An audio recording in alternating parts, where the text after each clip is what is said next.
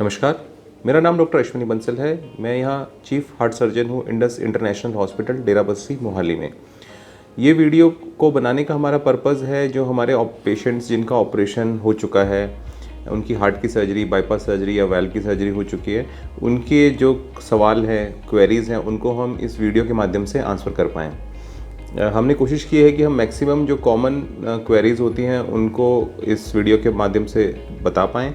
इसके अलावा भी आपको अगर कोई और क्वेरी है तो आप नीचे कमेंट्स में अपने सवाल लिख सकते हैं और मैं उसका इंडिविजुअली आंसर करूँगा। जो भी पेशेंट हमारे ऑपरेशन के बाद डिस्चार्ज होते हैं, नॉर्मली चौथे या 5वें दिन तक घर पहुँच जाते हैं। तो उसके बाद उन्हें डेली नहाना चाहिए।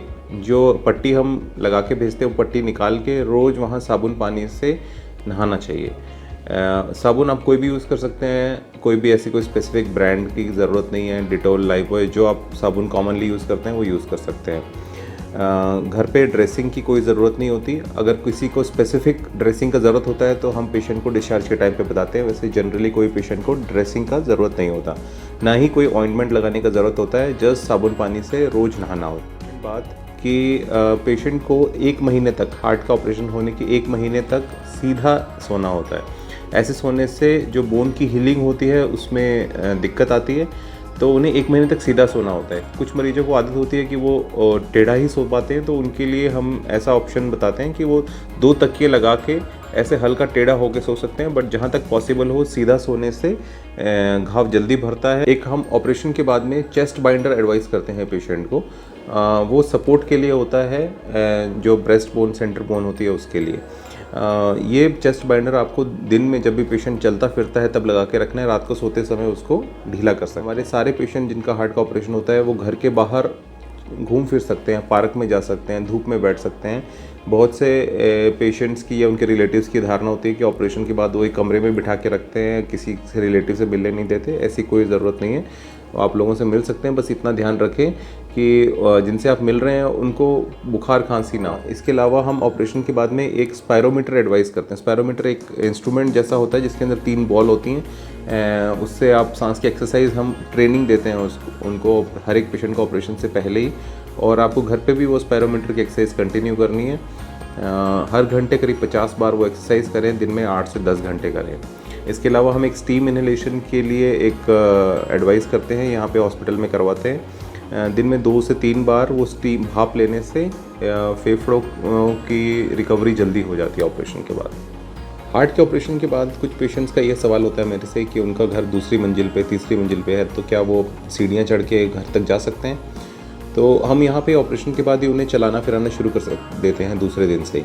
तो जब तक वो छुट्टी होते हैं तो वो आराम से प्लेन सरफेस पे चल सकते हैं। तो जहाँ तक स्टेयर्स की बात है, 2 मंजिल तक रुक रुक के आप आराम से सीढ़ियाँ चढ़ सकते हैं, उसके लिए कोई मनाही नहीं। ऑपरेशन के बाद 1 महीने तक 2 से 3 किलो से अधिक वजन उठाने को अवॉइड करना है, ताकि एक बार बोन की हीलिंग अच्छे से हो जाए। 2 व्हीलर्स चलाना 2 महीने तक अवॉइड करना है। 4 व्हीलर्स 1 महीने के बाद चला सकते हैं। ट्रैवल की इंस्ट्रक्शंस के लिए पेशेंट 100 से 150 किलोमीटर तक अपनी कार में, जहाँ पे झटके उन्हें ज़्यादा ना लगे, ऑपरेशन के तुरंत बाद जा सकते हैं। रूटीन ट्रैवल पब्लिक ट्रांसपोर्ट में 1 महीने के बाद शुरू किया जा सकता है। सेक्सुअल एक्टिविटी की बात है, 2 महीने के बाद नॉर्मल सेक्सुअल एक्टिविटी शुरू की जा सकती है, गिवन कि आपका सांस बहुत ज़्यादा ना फूले, छाती में कोई दर्द ना होता। डाइट के मामले में बहुत सारे मरीजों के सवाल होते हैं कि क्या ऑपरेशन के बाद खाना है या नहीं खाना है। उसके लिए हम यहाँ पे डिटेल में उन्हें ऑपरेशन के बाद डिस्चार्ज से पहले समझाते हैं। फिर भी जिन पेशेंट्स को डायबिटीज़ नहीं है वो सब तरह का खाना जो ऑपरेशन से पहले खाते थे, दूध, दही, मक्खन, थोड़ा बहुत नॉन वेजिटेरियन फूड, थोड़ा बहुत पराठा वगैरह लेना चाहें तो वो सब खा सकते हैं।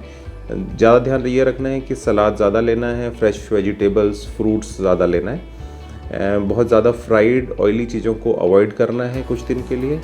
जहाँ तक डायबिटिक पेशेंट्स की बात है, हम यहाँ से उन्हें इंसुलिन या गोली जो उन्हें ऑपरेशन से पहले चलती थी उसको हम स्टार्ट करके देते हैं। डोजेज़ हालांकि कुछ कम ज़्यादा हो सकती हैं हर एक पेशेंट के अकॉर्डिंग।